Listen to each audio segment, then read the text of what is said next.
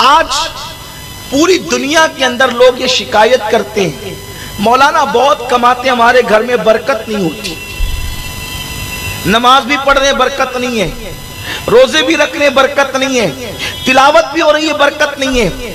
ہم کہتے ہیں برکت کے لیے جب تک رحمت کے فرشتے نازل نہ ہوں گھر میں برکت کیسے ہو سکتی ہے؟ رحمت کے فرشتے گھر میں آئیں گے تو ہی برکت ہوگی، اور رحمت کے فرشتے گھر میں نہ آئیں تو برکت ہو نہیں سکتی۔ اور رحمت کے فرشتے کہاں سے چلے جاتے ہیں؟ رحمت کے فرشتے کہاں سے نکل جاتے ہیں؟ تفسیر روح البیان شریف میں ایک بات لکھی ہے، بہت دھیان سے سنیں۔ آج گھر کی عورتیں تو باہر بھی دوپٹہ نہیں اوڑھتی، جو باہر دوپٹہ نہ اوڑھے تو گھر میں دوپٹے کا کیا تصور ہو سکتا ہے؟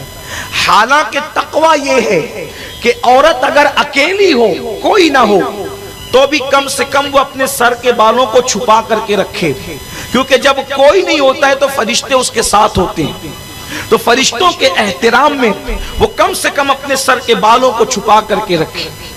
یہ عورت کے لیے حیا ہے، اور عورت اگر بے حیا ہو جائے تو پھر سماج سے حیا ہی ختم ہو جائے گی۔ لوگ کہتے ہیں کہ یہ مسلمانوں کو کیا ہو گیا، یہ عورتوں کو بہت مقید کرنا چاہتے ہیں۔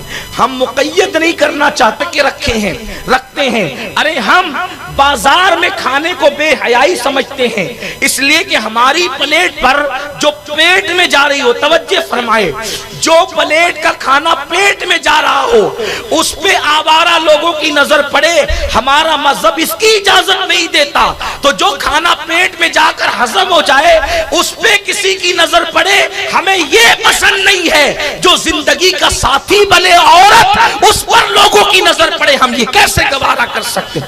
یہ تو بے غیرت لوگوں کا کام ہے، بے حیا لوگوں کا کام ہے کہ وہ عورتوں کو نمائش بناتے ہیں۔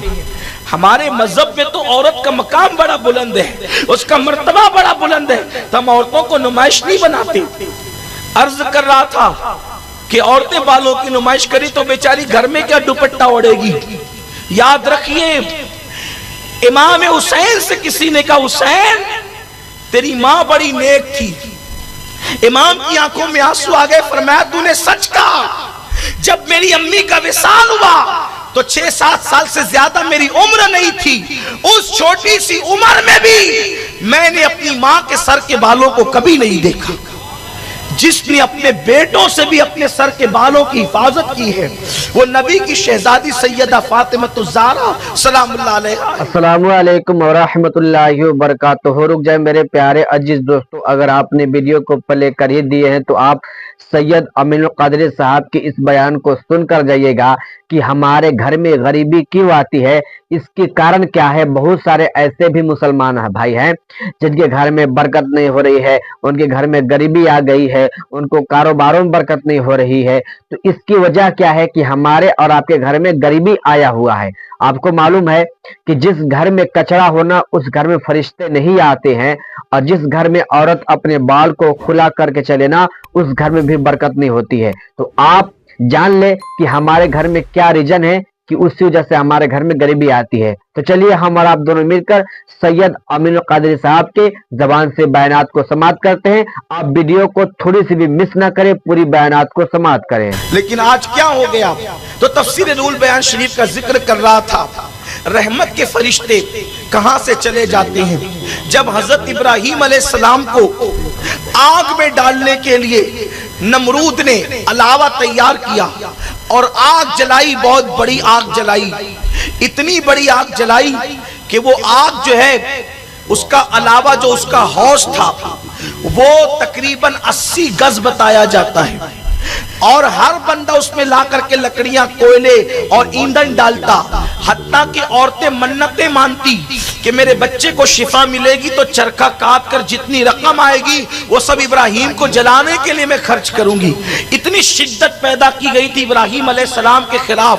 حضرت ابراہیم علیہ السلام کے لیے جب کئی دنوں تک کے آگ بڑھتی چلی گئی تو پھر ابراہیم علیہ السلام کو اب آگ میں ڈالا کیسے جائے گا، یہ ایک عجیب مسئلہ تھا ان کے لیے۔ تو شیطان نے آ کر انسانوں کو منجنیق بنانا سکھایا، گوفن جس کو کہتے ہیں منجنیق، وہ بنانا سکھایا، اور جب وہ لوگوں نے منجنیق تیار کر دی تو तैयार करने के बाद मंजनीक और गोफन आप समझते हैं ना कि रस्सी खींची जाती है और खींच करके छोड़ दी जाती है, तो जो पत्थर रखा होता है उस पर जाकर के लगती है और वो बहुत दूर तक कई मीलों तक के पत्थर जाता है। तो पत्थर की जगह हजरत इब्राहिम अलैहिस्सलाम को बिठाया गया और रस्सी खींची गई ताकि हजरत इब्राहिम अलैहिस्सलाम को आग में डाला जा सके। लेकिन इब्राहिम अलैहिस्सलाम को बिठाने से पहले नमरूदियों ने कई दिन तक के प्रैक्टिस की, कई दिन तक के उन्होंने मशक की कि हम रस्सी कैसे खींचेंगे। हर दिन रस्सी खींचते तो खिंचाती, हर दिन रस्सी खींचते तो खिंचाती। एक दिन ऐसा हुआ कि जब इब्राहिम अलैहिस्सलाम को आग में डालने की बात आई तो इब्राहिम अलैहिस्सलाम का कुर्ता उन्होंने उतार लिया और इब्राहिम अलैहिस्सलाम को बिठा दिया मंजनीक के सिरे पर। फरिश्ते आओ फुगा करने लगे, रब से अर्ज करते मौला एक ही बंदा तो तेरा नाम लेता है, उसे भी जला दिया जाएगा, हम उसकी मदद करने के लिए जाना चाहते हैं, हम उसकी इमदाद करना चाहते हैं। तो अल्लाह ने फरमाया ठीक है जाकर के इमदाद करो। इधर से नमरूदी रस्सा खींचते हैं और उधर से फरिश्ते रस्सा खींचते हैं। तो फरिश्तों की ताकत के सामने नमरूदियों की ताकत फेल हो गई। तो उन्होंने कहा कल तक की ये रस्सा तो आसानी से खिंचा रहा था, आज ये क्यों नहीं खिंचाता। तो उस वक्त तो शैतान एक बुढ़े की शक्ल में आया और आने के बाद कहा कि ये रस्सा अभी खिंचा जाएगा, ये रस्सा अभी खिंचेगा, एक चंद औरतों को बुलाओ। चंद औरतें बुलाई गई और जब औरतें बुलाई गई तो उसने कहा इन औरतों से कहो कि अपने दुपट्टों को उतार दे। जब उन लोगों के दुपट्टे उतार दिए गए तो रस्सा खिंचा गया। लोगों ने पूछा हैरत है अब तक की रस्सा नहीं खिंचा रहा था, औरतों ने आकर के दुपट्टा क्या हटाया कि रस्सा खिंचा गया। तो उस वक्त शैतान ने जो बात बताई वो ये थी कि जो तुम इस तरफ से रस्सा खींच रहे थे उधर से रहमत के फरिश्ते रस्सा खींच रहे थे, लेकिन जैसे ही औरतों ने अपने सर को नंगा कर दिया, जहां औरतें अपने सरों को नंगा कर देती है वहां से रहमत के फरिश्ते चले जाते हैं। आप सोचिए अल्लाह का पैगंबर खलील जहां मौजूद है, अल्लाह का नबी जहां मौजूद है, वहां से रहमत के फरिश्ते क्यों गए कि औरतों ने सरों को नंगा कर दिया था। नबी की मौजूदगी में भी अगर औरत सर को नंगा कर दे तो वहां से रहमत के फरिश्ते जा रहे। रिवायत से तो यही पता चलता है बज़ाहिर। अब आप मुझे बताएं, हम और आप कहते हैं घर में बरकत नहीं होती, तो हम अपने घरों का जायजा तो लें। क्या हमारे घर की औरतें दुपट्टा ओढ़ती हैं? घरों का माहौल क्या है? जी हाँ मेरे प्यारे अजीज दोस्तों, भाइयों और बहनों, जैसा कभी आपने हमसे बड़े आलिम मुहद्दिस आज़म और फ़कीर आज़म सैयद अमीनुल क़ादरी साहब के ज़ुबान से बयानात को समाअत कर लिए कि हमारे घर में गरीबी क्यों आती है, किस वजह से आती है, हमें घर में कौन सा जानवर पालना चाहिए और कौन सा जानवर नहीं पालना चाहिए, ये आपको अच्छे तरीके से सैयद अमीनुल क़ादरी साहब ने इन्फॉर्मेशन दे दी है। तो मैं आपका मेज़बान क़ारी तस्बीह आलम, मैं आपका हर मौके पे खिदमत करता हूं। तो बहुत सारे हमारे से भाई बहन है जो कि सवाल कर रहे थे क़ारी साहब इसके हवाले से कुछ इन्फॉर्मेशन दीजिए कि हमारे घर में गरीबी क्यों आती है, किस वजह से आते हैं, हमारे घर में बरकत नहीं हो रही है, हम लोग बहुत ही गरीब होते जा रहे हैं। तो आपने अगर सैयद अमीनुल क़ादरी साहब के ज़बान से बयानात को समाअत कर लिए होंगे तो आपको अच्छे तरीके से इन्फॉर्मेशन मिल गया होगा कि हमारे घर में गरीबी क्यों आता है। तो इस वीडियो को हर भाई तक शेयर कर दे ताकि उनको भी मालूम चल जाए कि हमारे घर में बरकत नहीं हो रही है, हमारे घर में गरीबी आ रही है। तो आप जान ले कि जिस घर में कचरा होना उस घर में रहमत की बारिश नहीं होती है, बरकत नहीं होती है, उस घर में गरीबी आती है।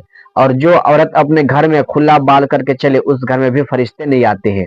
तो मैं इस वीडियो में आपसे भाषण नहीं करूंगा। अगर आपने सैयद साहब का बयान को सुन लिया होगा तो आपको अच्छे तरीके से मालूम चल गया होगा। बस मैं आपसे एक ही बात कहूंगा कि आप इस वीडियो को पूरे भाई तक शेयर कर दे ताकि वो भी ऐसा गलती ना करे। वीडियो अच्छी लगी हो तो वीडियो को लाइक जरूर कीजिएगा और चैनल पर पहली मर्तबा है तो चैनल को भी सब्सक्राइब करके दूसरे भाई तक शेयर कर दीजिएगा। फिर अगले वीडियो में मिलते हैं। खुदा हाफिज।